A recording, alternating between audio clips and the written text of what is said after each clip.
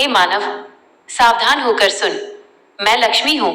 मैं केवल धन की देवी नहीं, मैं इस सृष्टि का आधार और ऐश्वर्य की स्वामिनी हूँ। आज मैं स्वयं तेरे द्वार पर एक चेतावनी लेकर आई हूँ। तू मुझे पाने के लिए मंदिर जाता है, कठिन जप करता है, मेरी आरती उतारता है, किंतु क्या तूने कभी अपने कर्मों को देखा है?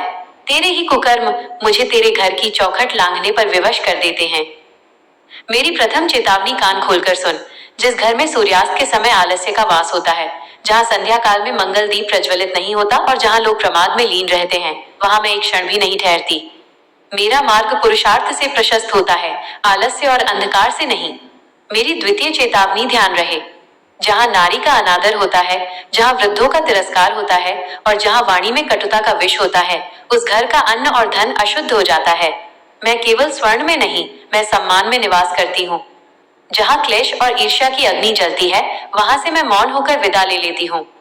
मेरी तृतीय चेतावनी, जो मनुष्य केवल स्वयं के लिए संचय करता है, जिसके भीतर दान का भाव मर चुका है, उसका वैभव रेत के महल की भांति ढह जाएगा।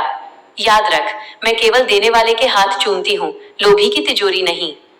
शुक्रवार का ये पावन दिन केवल मेरी स्तुति का नहीं, अपनी भूल सुधारने का दिन है।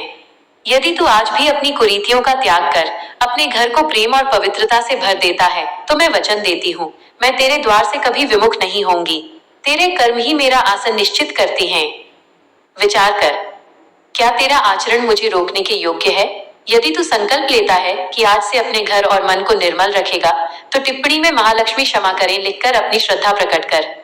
तेरा कल्याण हो।